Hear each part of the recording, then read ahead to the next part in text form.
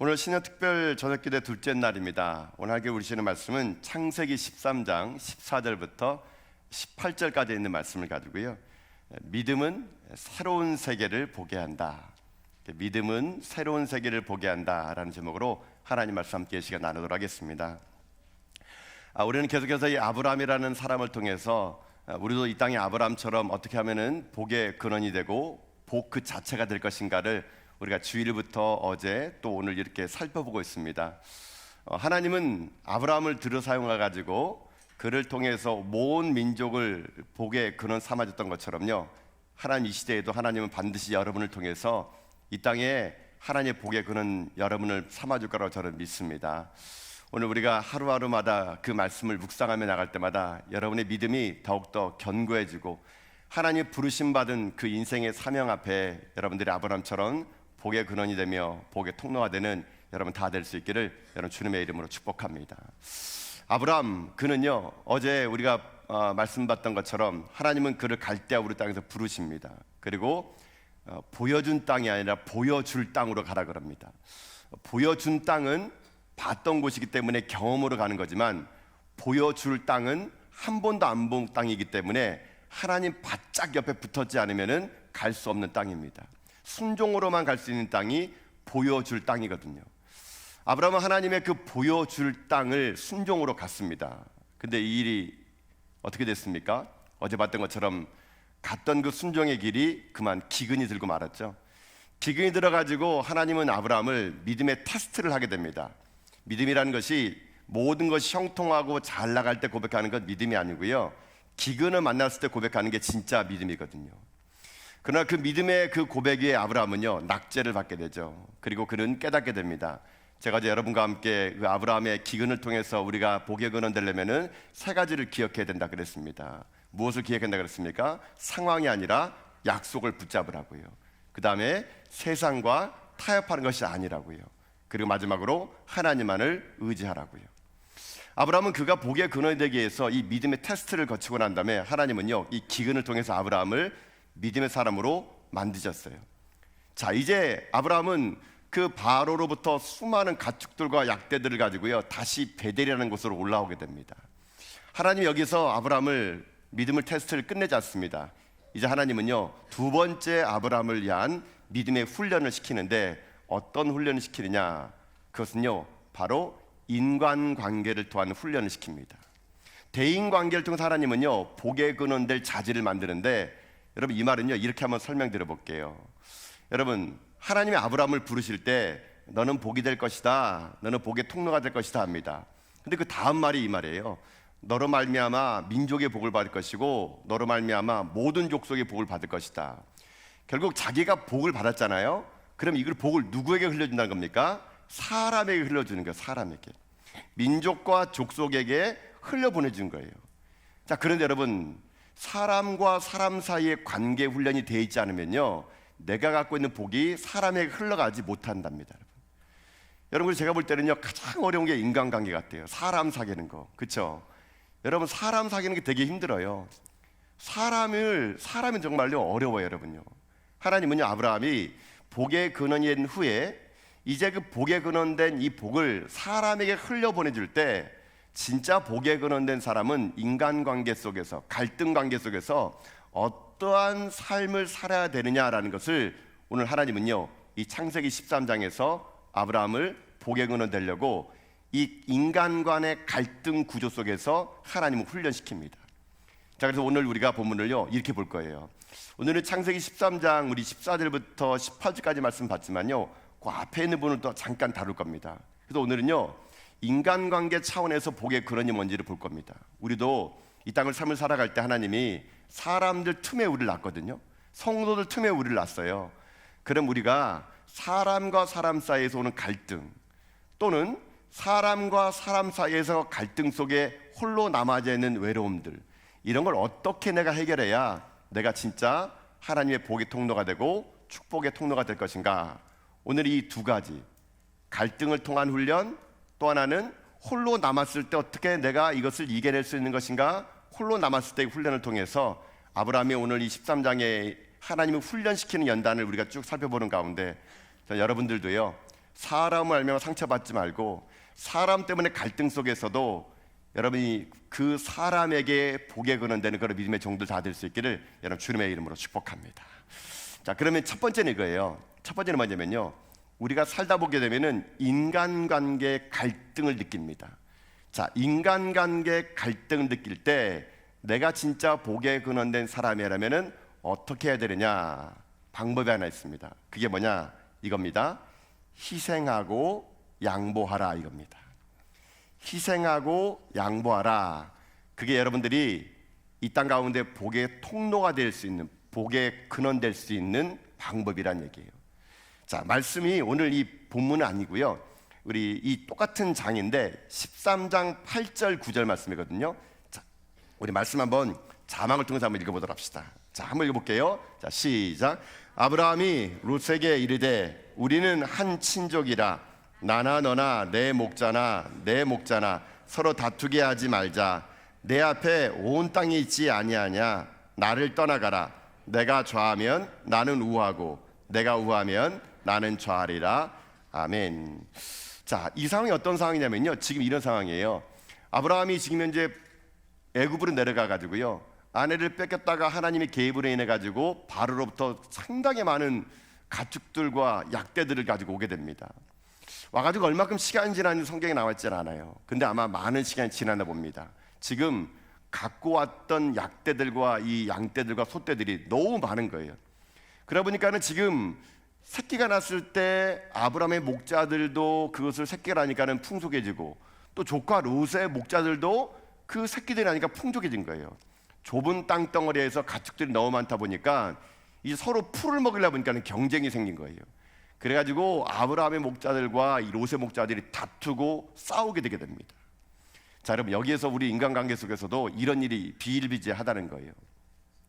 여러분, 이 관계 속에서 어려움 가는 건 뭐냐면요, 이런 게 있는 겁니다. 제가 이제 쭉 돌아보니까 그런 것 같더라고요. 여러분, 먹고 살기 힘들 때는요, 이게 별로 관계가 여러분 힘들지 않습니다. 여러분, 그거 아십니까? 그냥 힘들고 어려울 때는요, 여러분 보통 먹고 사는 그 문제가 너무 강하다 보니까 이 사람 사이 관계를요 신경 쓸 틈이 없어요. 틈이 없어요. 언제부터 사람들 사이의 관계가 흐트러지냐면요, 여러분 먹고 살만하면 그때부터 사람들 간에 갈등이 생깁니다. 여러분, 우리나라도 보세요. 여러분, 우리나라 이혼율이 높다 그러잖아요. 여러분, 옛날에는 이혼율이 높지 않았어요. 여러분, 먹고 살만하니까요, 등 따시고 배부르니까요 이혼이 높아지는 거예요. 여러분, 과거에는 우리나라 이혼이 높지 않았습니다. 뭐 이혼할 시간이 어디 있습니까? 돈 벌러 가야죠, 여러분요. 좀 더 그런 것 같더라고요. 요즘에는 이렇게 산후 우울증 되게 많다 그러잖아요. 보통 여성들이 아이를 낳고 나면 산후 우울증이 요즘에 젊은 사람들이 많다 그러는데요. 여러분, 산후 우울증이요, 옛날 어른들에게는 이건 산후 우울증이 뭐야? 그런 단어도 없었어요, 여러분요. 여러분 보세요. 애 한 7, 8 낳아보세요, 여러분요. 산후 우울증 걸릴 시간이 어디 있습니까, 여러분요? 낳으면 한 해는 똥 싸고 돌아다니고 있고, 한 해는 밥 달라 그러고 있고, 한 해는 배불러가지고, 이건 손이 10개라도 모자라는데 엄마들이 우울증 걸릴 시간이 없어요. 시간이 없어요. 한 7, 8 낳아보세요. 그렇지 않습니까? 우리네 어머니들. 근데 요즘에 젊은 사람들 뭐 하나 둘 낳으니까요, 하나 낳고 외로워 막 이러면서 막 나 힘든가 봐 이러면서, 하나 둘 낳으면요 여러분 산후 우울증 걸리는데요, 여러분 바쁘고 여러분 애 7, 8 낳았은 분들은요 우울증이라는 게 없습니다, 여러분요. 먹고 살기 바쁘니까요. 여러분, 지금이야 풍요로워지니까 사람들 사이에 인간관계 아픔이 있지요. 어렸을 때 힘들고 어려울 때는요, 이게 사는 게 생존이다 보니까요 관계 이런 거 신경 쓸 시간도 없었습니다. 여러분, 아브라함과 롯도 마찬가지예요. 처음에 가나안 땅 갈대아우로 넘어올 때는요 얼마나 힘들었겠습니까? 그러니까 서로 의지하고 붙들고 살았는데 이제 풍족해진 거예요. 먹고 살만해진 거예요. 그러다 보니까 거기서부터 다툼이 오기 시작한 겁니다. 소유가 많아지니까 그 소유의 재산 때문에 서로가 힘들어하고 서로가 어려워하게 된 겁니다. 그래서 다툼이 생긴 거예요. 여러분, 다툼이 생기게 되면은 꼭 어떤 일이 생깁니까? 뭐 한국 사람들 그러잖아요. 싸움하면은 제일 먼저 나오는 게 뭡니까? 말로 하도 안 되면은 하는 말이 뭡니까? 너 몇 살이야? 그렇지 않습니까? 싸우다 꼭 안 되면은 우리 한국 사람들 너 몇 살이야? 이렇게 합니다. 여러분, 아브라함과 조카 로봇이 지금 다투고 있대요. 아니, 목자를 다투고 있대요. 여러분, 그러면 아브라함이 어떻게 하겠습니까? 손 윗사람이잖아요. 그러면 조카한테 얘기합니다. 조카, 민 좀 까볼까? 이렇게 할 수 있습니다, 여러분. 아니면요, 이 아브라함이 자기가 좀 삼촌이잖아요. 손 윗사람이잖아요. 그 나이로 누를 수가 있을 것 같아요. 근데 여러분, 이런 갈등 구조가 생겼을 때 이게 어떻게 해결되는 줄 아십니까? 아브라함이요, 선택권을 롯에게 주게 됩니다. 아까 읽었던 말씀 보게 되면요, 롯에게, 야, 롯아, 안 되겠다. 지금 너희 목자나 우리 목자나 그 양떼 하나가 다투는데 이거 이래서 되겠니? 자, 그러니까 네가 먼저 좋은 거 선택해라. 나는 너 다음에 선택할게. 야, 이 정도 말했으면 롯이 여러분 어떻게 됩니까? 삼촌은 아니되옵니다. 삼촌은 나이가 많고 그리고 저를 이렇게 돌봐줬는데 먼저 좋은 땅을 차지하옵소서, 뭐 이래야 되는 거 아닙니까? 근데 냈다 이 롯은 어떻게 합니까? 눈을 들어 자기 좋은 땅을 냉큼 먹어버립니다, 여러분요. 여러분, 아브라함이 성을 안 했을까요? 섭섭했을 것 같아요, 제가 볼 때는요. 그래도 한마디 말이라도 빈말이라도, 아이, 삼촌 좋은데 찾아야죠. 여기 계세요. 제가 나갈게요. 이렇게 해야 되는데요, 이 롯은요, 망하려니까요, 그냥 자기 눈에 보이는 대로 선택한 거예요. 결국 롯이 먼저 선택하고 아브라함이 길을 떠납니다. 그로 인해가 어떻게 생깁니까? 다툼이 해결이 돼요. 자, 여기에서 우리들의 삶에 복의 근원 되기 위해서 인간관계 속에서 우리가 해야 될 길이 여기 나와요. 여러분, 교회도 마찬가지고요, 인간 상열도 마찬가지입니다. 사람 모인 곳에서는요, 갈등은 분명히 일어납니다, 여러분요. 갈등 없는 곳은 없어요. 생각이 여러분요, 여러분 다 다르잖아요, 그렇죠? 사람이 모이면은요, 100이면 100 다 생각이 달라요, 여러분요. 그럴 때는 서로 다툽니다. 서로 싸워요. 네가 옳다, 내가 옳다. 그러다가 안 되면 꼭 우리도 하는 말, 누가 나이가 많니? 민 좀 까볼까? 이런 거죠, 여러분. 여러분, 그건 결코 해결의 문제가 되지 않아요.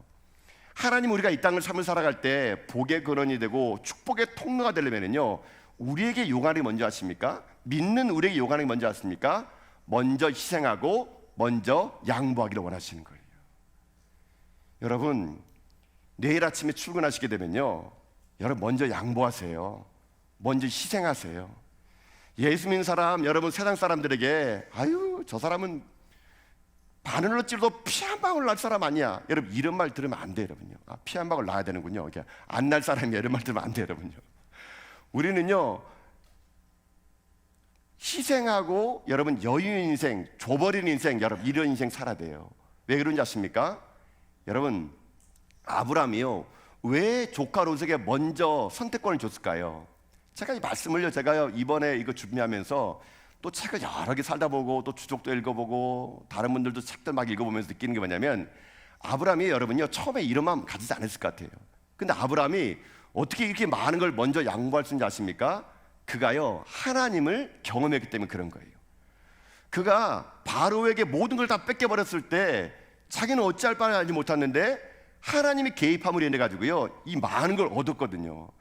아브라함은요 하나님을 딱 경험하는 그 순간 어떻게 생긴지 아십니까? 아버지가 있다는 생각이 드니까요 여유가 생기는 거예요. 여러분, 이게 중요합니다. 믿음의 사람은요 여유가 있어야 돼요. 여유가, 여러분. 왜요? 아버지가 있으니까. 아버지가 없는 사람들은요 조급해요. 하나 더 먹으려고요 싸워요. 그러나 아버지가 있는 인생은요 여유 만만입니다. 하나님이 또 도와줄 텐데 뭐. 내가 이렇게 실수해도 하나님이 내가 어디를 가든지 함께 할 것인데, 아브라함은 그 애굽 땅에서 만난 하나님을 경험했다 보니까요 여유가 생긴 게 여유가요. 여러분, 이거예요. 믿음의 사람은요 여유를 갖는 겁니다. 여유를. 내가 정말 하나님 만난 사람은요 여유가 있게 되고요 희생하더라도, 여러분 보세요, 결국 누가 이겼습니까? 결국 아브라함이 복을 받게 되어 있는 거예요.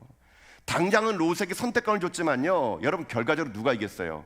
이겼다기보다는 아브라함이 더 풍요로운 삶을 살잖아요. 여기에 우리들의 인생의 삶의 키포인트가 하나 있습니다. 사랑하는 성도 여러분, 정말 여러분들이 하나님을 아버지를 믿는다면, 아니 여러분이 하나님 앞에 택한 백성이라면요 여유 있게 사세요. 이건 물질의 여유가 있는 게 아니고요 마음의 여유예요. 마음의 여유. 희생하고 양보하더라도요 아버지가 있는데 뭐, 여러분 이런 마음 가질 때 하나님이 여러분의 인생 가운데 복에 거는 인생이 될 수 있게 만들어 준다는 것이거든요. 여러분 보세요, 제가 한 번은 보육원에 가가지고 아이들에게, 여러분 이렇게 뭐 크리스마스 갔을 때 이렇게 선물을 이렇게 논아주거든요. 여러분, 좀 안타까운 이야기지만 보육원에 있는 친구들 보세요. 걔네들은요 선물을 이렇게 논아주잖아요. 그러면은요 절대 옆에 있는 친구 안 줍니다. 왜요? 아버지가 없으니까. 크리스마스 때나 무슨 날 되면은 외부에서 와가지고 선물을 줘야 그 선물을 받기 때문에요. 보육에는 친구들은요 불쌍해요. 어떨 땐요 여유가 없으니까 뭐 하나 주면은요 안 뺏기려고요 막 잡고 있습니다, 여러분요. 근데 여러분 보세요. 아버지가 있는 자녀 보세요. 뭐 하나 주면은요 여유 만만입니다, 여러분요. 그냥 뭐 하나 사주지 않습니까? 친구가 주라면요 그냥 줘버려요. 왜 줄까요? 아버지가 있으니까. 난 우리 아빠 보고 또 사달라면 되니까. 친구가 나 이거 먹어도 돼? 그러면 걔는요 아버지가 무슨 가쁜 줄 알아요. 그냥 막 줘버립니다. 막 줘버려요. 왜 줄까요? 나는 아버지가 있으니까. 아버지가 또 사달라 그러면 또 사줄 수 있으니까. 아버지가 있는 아들들은요 여유만만입니다. 희생해도 나눠줘도 아버지한테 부탁하면 또 올 거기 때문에요. 이 믿음의 배짱을 가지고요 여유롭게 살아가는 거거든요. 여기에서 우리가 복에 거는 데는 길을 우리가 다시 한번 점검할 필요가 있습니다.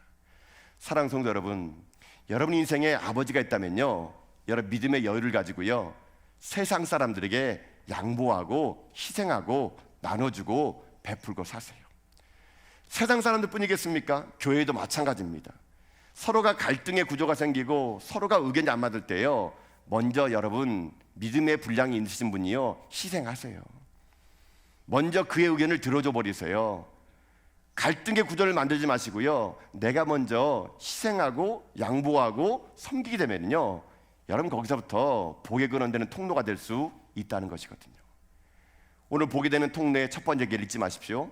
하나님은 우리를 복의 근원 삼아줘가지고 우리를 통해서 민족의 복을 받고 족속의 복을 받고 수많은 세상 사람들의 복을 받기 원해요. 그러나 사람이라는 것이 인간관계 속에서 갈등이 생기잖아요. 진짜 우리가 복의 통로가 되려면 어떻게 하라고요? 희생하고 양보하는 거예요. 아브라함처럼 말입니다. 저는 그래서 원래 여러분의 인생의 삶이 늘 언제나 베풀고도 남는 인생 될 수 있기를 여러분 주님의 이름으로 축복드립니다. 하나님의 아버지 되신 걸 여러분 믿음으로 고백하는 가운데요 나눠주고 베풀고 희생하고 섬기더라도 오히려 여러분의 삶이 더 풍족해져가지고 진정 복에 근원되는 사람이라면 어떠한 삶을 살아야 될 것인가를요 여러분들이 세상 앞에 보여주고 이 교회 앞에서 보여주면 살아갈 수 있는 이 시대 하나님이 찾는 아브라함 같은 믿음의 종도 다 될 수 있기를 여러분 주님의 이름으로 축복합니다. 이게 복이 근원되는 첫 번째 길이에요. 인간관계 갈등 속에서 어떻게 하라고요? 희생하고 양보하라 이겁니다. 자, 이제 두 번째 길은 뭐냐면요 두 번째 우리가 복의 근원이 되려고 그러면은 인간관계 갈등 속에서 양보와 희생이 있었는데요 여러분 그러면 꼭 따라오는 게 있습니다. 여러분이 희생하고 양보했잖아요. 그러면 여러분에게 꼭 따르는 게 뭔지 아십니까? 홀로됨을 느낍니다. 홀로됨. 왜요? 다 퍼주니까, 다 나눠주니까. 두 번째 우리에게 다가오는 믿음의 시련은 뭐냐면, 믿음의 훈련은 뭐냐면요 홀로 남았을 때 그때 어떻게 해야 내가 복의 근원이 되고 축복의 통로가 될 수 있을까라는 것을 우리가 알아야 되는 것입니다. 자, 하나님은 지금요 아브라함에게 조카 롯이 아브라함을 떠나게 만듭니다. 여러분 제가 이 말씀 묵상해 보면서 그런 생각 들었어요. 야, 아브라함 참 얼마나 마음이 좀 서운할까.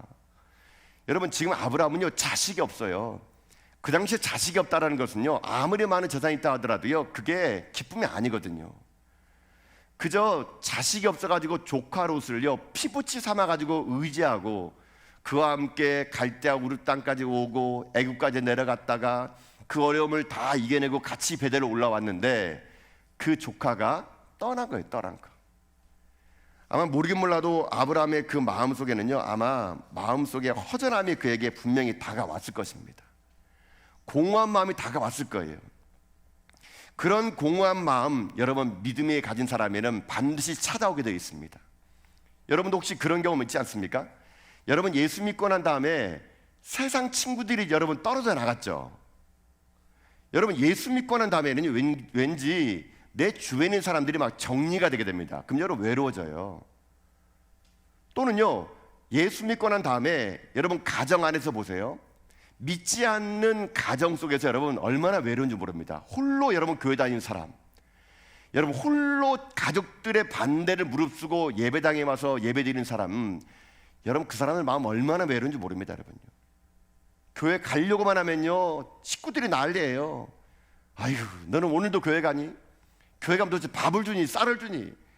여러분 그런 말을 매일 들으면서 홀로 신앙생활하는 사람들, 여러분 믿음이라는 건 때로 하나님 우리를요 홀로 있게 만들 시간을 반드시 허락한다는 겁니다. 그러면 하나님은 왜 우리 인생에 복의 근원 삼기 위해서 왜 우리를 홀로 놔둘까요? 왜 우리 주변에 있는 사람들 다 떠나게 만들어가지고 왜 홀로 우리를 남겨놓을까요? 믿음의 사람, 복의 근원 되려면 이 홀로 남은 시간을 하나님 앞에서 우리를 어떻게 하나님 우리를 만들어주기 원하실까요? 제가 찾은 건 뭐냐면요, 아브라함의 이 이야기를 들어보니까 이러더라고요. 하나님이 아브라함을 홀로 두는 것처럼 우리 인생의 삶이 복의 근원 되기 위해서 하나님은요, 어떨 때는 여러분들을요 일부러 홀로 남겨두게 됩니다. 그때 홀로 남겨둘 그때 하나님이 여러분을 왜 홀로 남겨두느냐, 제가 볼 때는 그때가 하나님의 음성을 들을 때이기 때문에 그런 거예요. 여러분, 홀로 남겨둔 이유는요, 하나님이 여러분에게만 음성을 말해주고 싶어서 그런 겁니다. 결코 둘이 있을 때는요 들리지 않은 음성이요, 홀로 외로움 가운데 있으면은 들리게 돼 있어요. 자, 여러분 오늘 본문으로 돌아가 봅시다. 여러분 14절 말씀 보세요 한번요. 자, 14절 말씀입니다. 자, 읽어보겠습니다. 시작. 롯이 아브라함을 떠난 후에 여호와께서 아브라함에게 이르시되 너는 눈을 들어 너 있는 곳에서 북쪽과 남쪽 그리고 동쪽과 서쪽을 바라보라. 아멘. 자, 여러분 이 말씀 한번 찬찬히 읽어보세요. 롯이 아브라함을 떠난 후에, 그 다음 어떻게 나옵니까? 여호와께서 아브라함에게 이르시되. 여러분 이거예요.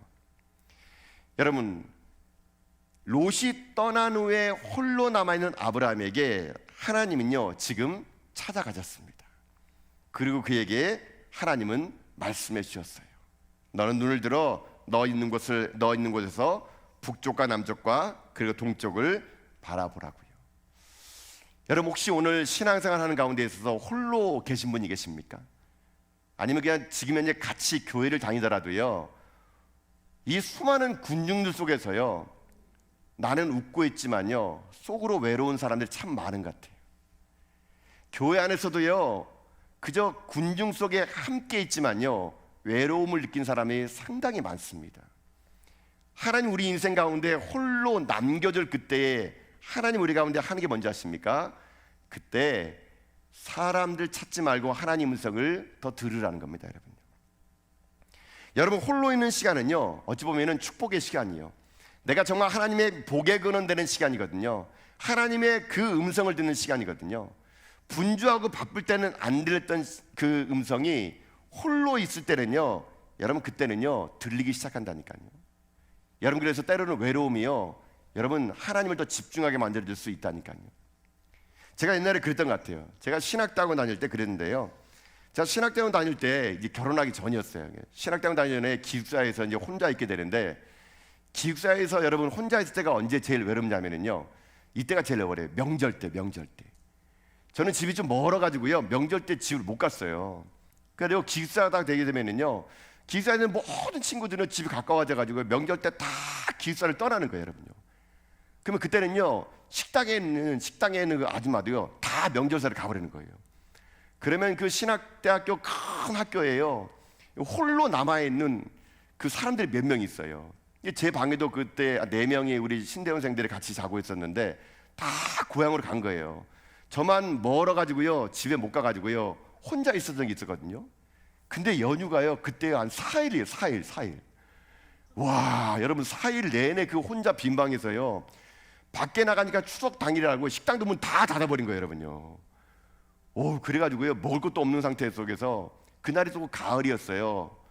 가을이어서 추석이었는데요 막 교정에 나갔더니 단풍잎이 막 떨어지고 은행잎은 노랗게 물드는데 배는 고프고요.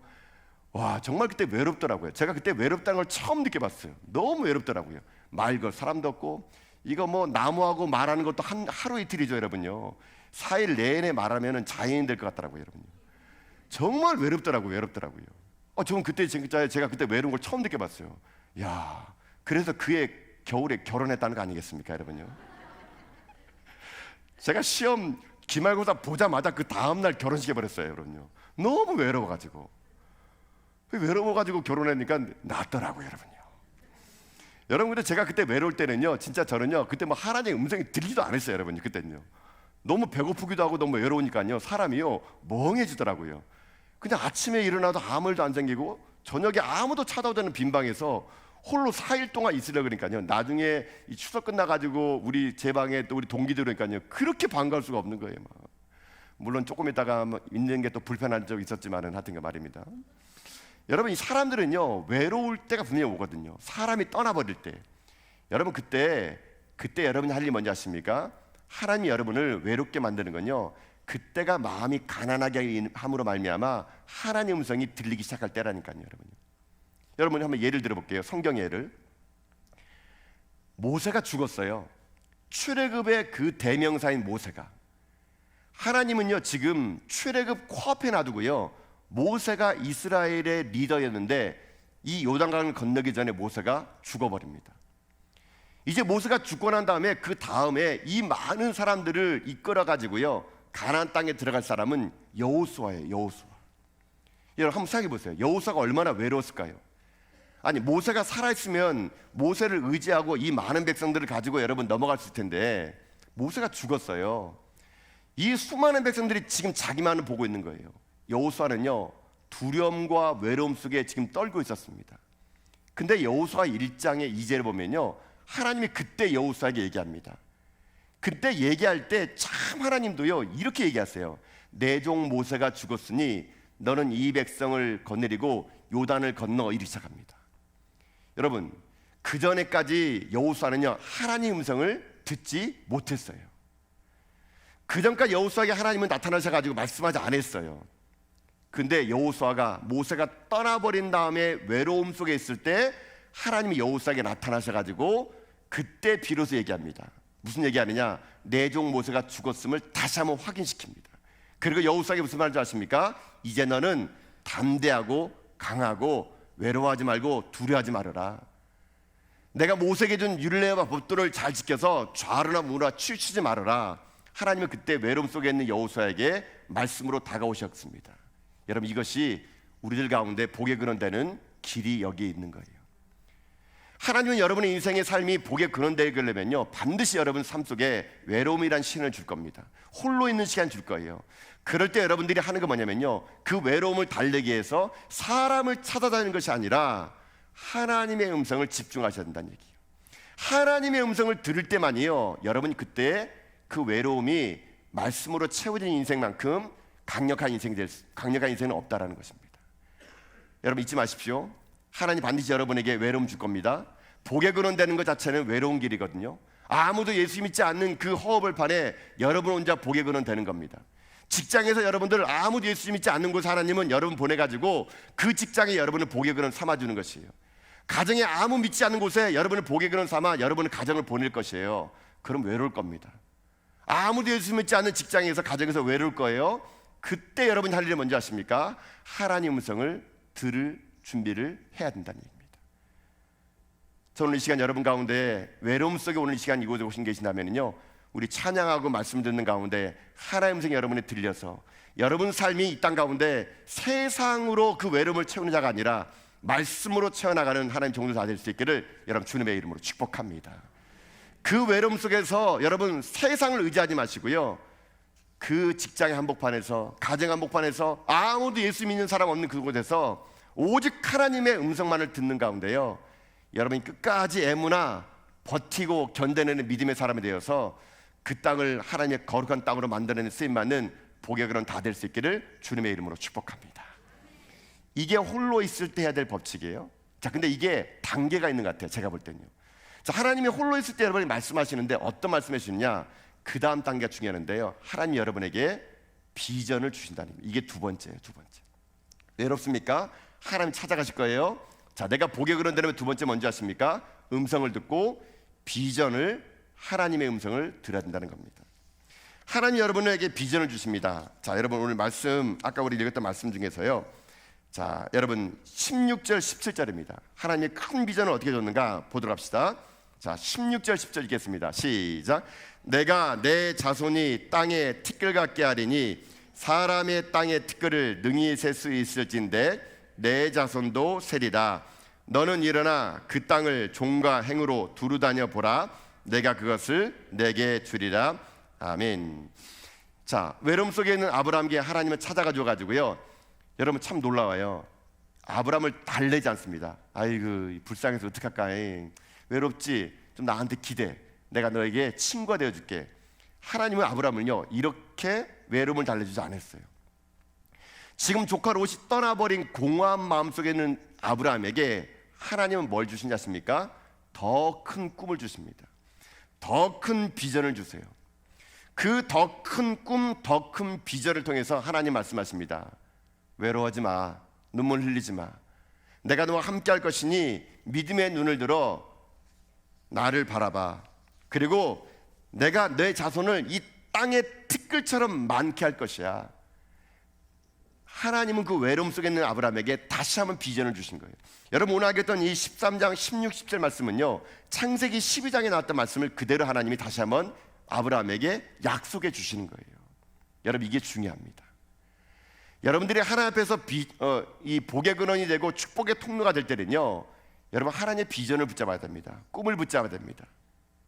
여러분 근데 제가 이 말씀을 보면서요 이 하나님께서 쓰시는 사람의 특징을 제가 본 건 있는데 뭐냐면요 하나님이 아브라함에게 이렇게 합니다. 야, 내가 눈을 들어 네가 보고 싶은 곳까지 끝까지 봐. 그게 다 네 땅이 될 거야. 이렇게 말씀해 줍니다. 근데 제가 참 찾은 게 뭐냐면 재미있는 게 뭐냐면요 여러분 아까 창세기 13장 14절 보면은요 하나님이 아브라함에게 이렇게 얘기해요. 여호와께서 아브라함에게 이르시되 너는 눈을 들어 합니다. 자, 이게 뭐냐면요 제가 하고 싶은 말은 그거예요. 지금 아브라함도 눈을 들어서 하나님 보여준 땅을 봤어요. 근데 아브라함은 하나님이 눈을 들어라는 그 말을 듣고 본 거예요. 자, 근데 앞장에 있는 창세기 13장 10절을 보면은요 롯도 눈을 들어 봅니다. 근데 롯은요 자기가 스스로 눈을 들어 자기가 보고 싶은 땅을 본 거예요. 여러분요. 여러분 여기에서 비전의 사람과 비전 없는 사람 특징이 여기 나오게 됩니다. 하나님은요 지금요 롯은 자기가 보고 싶은 땅을 본 거예요. 그러나 아브라함은 하나님이 보여준 땅을 본 겁니다. 하나님은요 그를 복의 근원 삼기 위해서는요 하나님 어떻게 하는지 아십니까? 그에게 비전을 주세요. 내 꿈이 아니라 하나님의 꿈을 주시는 거예요. 내가 보고 싶은 땅이 아니라 하나님 보고 싶은 땅을 보게 해 주신다는 거죠. 정말 약속의 사람, 하나님의 사람은요 내가 보고 싶은 땅을 보는 사람이 아닙니다. 롯은요 자기가 보고 싶은 땅을 받기에 망할 땅도 좋게 보인 거예요. 이제 나중에 우리가 계속적으로 이 성경 말씀을 읽어나갈 때 여러분 다 아시는 것처럼요 롯이 본 땅은 소돔과 고모라 땅이잖아요. 결국 망해요. 그 땅은요. 롯은 자기가 볼 때 그 땅이 좋아 보였어요. 자기 비전이에요. 자기 꿈이었어요. 결국 자기가 눈을 들어 봤더니만은 자기가 보기 좋은 그 땅이요 성경 그대로 얘기하면요 에덴 동산 같다 그럽니다. 애굽 땅과 같다 그래요. 이게 비전 없는 사람들이 보는 거예요. 여러분요. 자기 욕심, 자기가 보고 싶은 걸 본 사람은요 결국 자기 눈에 보이기 좋아요. 여러분 참 아이러니합니다. 망할 땅도요 잘 보이는 거예요. 그게요. 내 욕심, 내 야망대로 내가 보게 되면은요. 그러나 하나님은요 약속의 사람 복의 근원을요 그렇게 안 보게 합니다. 하나님이 보여줍니다. 오늘 창세기 13장 14절 보세요. 여호와께서 아브라함에게 야 눈을 들어 봐봐 저 땅을 합니다. 하나님 보여준 땅을 보는 거예요. 이게 비전이에요. 이게 비전. 여러분 그런 사람은요 하나님께서 보여준 땅이 험할지라도 그 비전의 땅을 본 사람이 복의 근원이 되고 축복의 통로가 될 수 있다는 것이거든요. 원래 여러분의 꿈이 뭡니까? 여러분의 계획이 뭐예요? 그게 여러분의 계획이고 여러분의 꿈이라면요 여러분요 롯이 보는 걸 보고 있는지도 모릅니다. 여러분요. 전 여러분에게 도전드리고 싶어요. 하나님 내가 마땅히 볼 것을 보게 해주시고 내가 마땅히 들어야 될 것을 듣게 해주시고 내가 가고 싶은 곳이 아니라 하나님이 가고자 하는 곳에 내가 가게 해주십시오. 하나님 마음이 있는 곳에 내 마음이 있게 해주시고 하나님 원하시는 곳에 내 인생이 원하게 해주셔서 내 눈에 보기 좋은 땅을 선택해서 롯처럼 망하는 인생이 아니라 하나님이 보여주는 비전의 땅을 바라봐와 내 인생의 삶이 이 땅 가운데 복의 근원 되는 인생 되게 하여 주시옵소서. 여러분 이렇게 기도하셔야 되는 거예요.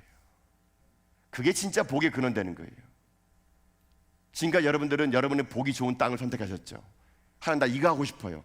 이거 하고 싶어요. 이거 해주세요. 그러다 보니까 여러분 어떡합니까? 그게 안 채워지니까 여러분 우리는 울고불고 난리 나는 거 아닙니까? 우리 오늘 이 시간 저는요, 여러분의 눈이 열리기를 원합니다. 믿음의 눈이 열려가지고요, 하나님이 보여주는 땅을 여러분 볼 수 있고, 하나님 마음이 있는 곳에 여러분의 마음이 있는 이 시대의 그 외로움 속에서 하나님이 보여주는 비전과 꿈과 환상을 보고 여러분 삶이요, 망하는 길로 가는 자들이 아니라 복의 근원 데에서 세상을 살려나가는 하나님 위대한 종 다 될 수 있기를 여러분 주님의 이름으로 축복합니다. 하나님은요, 우리 전화교회에게 저는 그런 꿈을 줬다 생각합니다.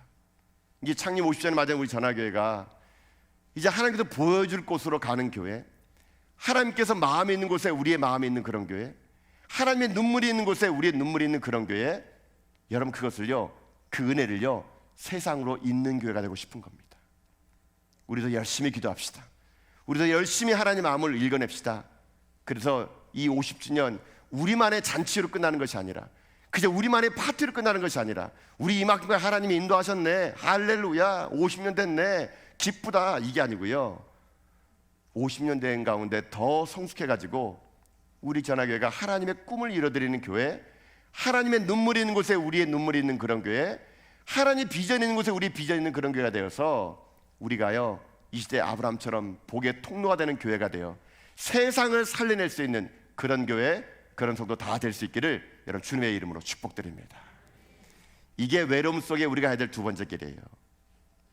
홀로 있다고 느껴지십니까? 외롭습니까? 하나님의 음성을 들으세요. 두 번째 뭡니까? 눈을 들어 하나님의 비전을 보세요. 자, 마지막 하나가 있습니다. 그 비전을 본 자가 할 일은 뭔지 아십니까? 예배의 자리에 머무는 것입니다. 자, 아브라함 보세요. 그가 어떻게 했는가? 자, 오늘 18절입니다. 자, 한번 볼까요? 18절 말씀. 자, 봅시다. 읽겠습니다. 시작. 이에 아브라함이 장막을 옮겨 헤브론에 있는 마므레 상수리 숲에 이르러 거주하며 거기서 여호와에 위하여 제단을 쌓았더라. 아멘. 자, 그럼 들어보세요. 하나님 얘기하시네요. 야, 아브라함아, 눈을 들어봐. 자, 보이지? 저 동쪽에서 서쪽까지, 남쪽과 북쪽까지, 하여튼 네가 눈에 보이는 거 다 넣어줄게. 여러분, 아브라함 이 말 듣고 아싸 해가지고 막 여러분 막 그냥 밤새도록 막 뛰어다니고 막 해가지고 그 땅을 막 한 평이라도 더 얻으려고 막 뛰어다녔을까요? 그렇지 않았던 것 같아요. 아브라함은요, 하나님이요, 그렇게 눈에 보이는 땅을 다 준다고 말할 그때에 막 뛰어다니면서 막 여기서 내 땅, 저기서 내 땅, 이게 한 게 아니라, 아브라함이 그 하나님 음성을 듣고 아브라함이 간 곳은 어딘지 아십니까? 헤브론에 있는 마므레 상수리 숲에 갑니다. 거기서 뭐 한 줄 아세요? 예배를 드려요. 왜 예배를 드릴까요?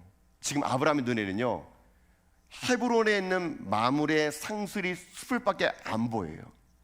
그러나 아브라함은 하나님의 비전을 받기에 지금 내가 이곳에서 예배드리는 이곳이 곧 하나님의 비전의 다리가 되어 내가 밟지 않은 그 땅까지 하나님 내게 주실 것을 믿었기에 그는 하나님을 예배하며 이 자리에 머물고 있었다는 것입니다.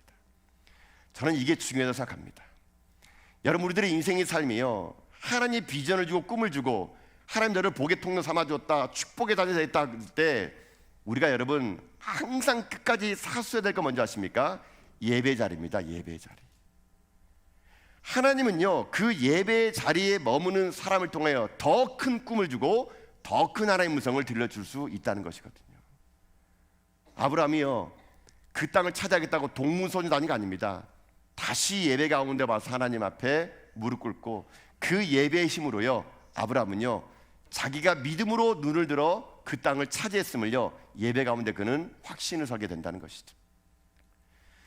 그런 저는 오늘 여러분에게 이런 도전을 드리고 싶습니다. 사랑하는 성도 여러분, 지금 하나님이 여러분에게 주신 꿈과 비전이 지금 보이지 않을지라도 예배를 드리는 가운데 여러분의 믿음으로요, 그 모든 것을 받아내는 여러분 될 수 있기를 주님의 이름으로 축복합니다. 예배를 드리는 자, 예배 가운데 인생을 거는 자는 하나님은요, 그의 인생을 책임져 주신다니까요. 그래서 여러분, 예배에 목숨을 거는 겁니다. 하나님은요, 다시 한번 우리들의 연약한 마음, 낙심된 마음, 약속이 심해진 마음, 그 마음들을요, 예배를 통해서 회복시켜 주시는 가운데 우리들이 주어진 그 사명의 자리에 달려갈 수 있도록 힘과 용기를 더하여 주신다는 것입니다. 그러니 우리가 다시 한번 우리들의 고백의 삶 속에 하나님 앞에 더 큰 비전과 하나님의 음성을 듣고 이 땅의 삶을 살아갈 때 주님 앞에 예배드리는 이 제단을 소홀히 하지 않는 가운데요, 전 여러분들이 이 예배 가운데 힘을 얻어 세상에 나가 아무도 예배드리지 않는 그곳에서 인간관계 속에 어려울 때 여러분 희생하고 나눠주고 용서하는 삶을 살 수 있기를 여러분 주님의 이름으로 축복합니다. 하나님은요, 우리 가운데 먼저 그렇게 희생해 줬다는 걸 기억하셔야 돼요. 예수 그리스도를 우리에게 보내주셔가지고요, 먼저 하나님 우리 가운데 화해케 하시고 우리 가운데 먼저 화평케 하셨다는 걸 잊지 마십시오. 우리도 마찬가지입니다.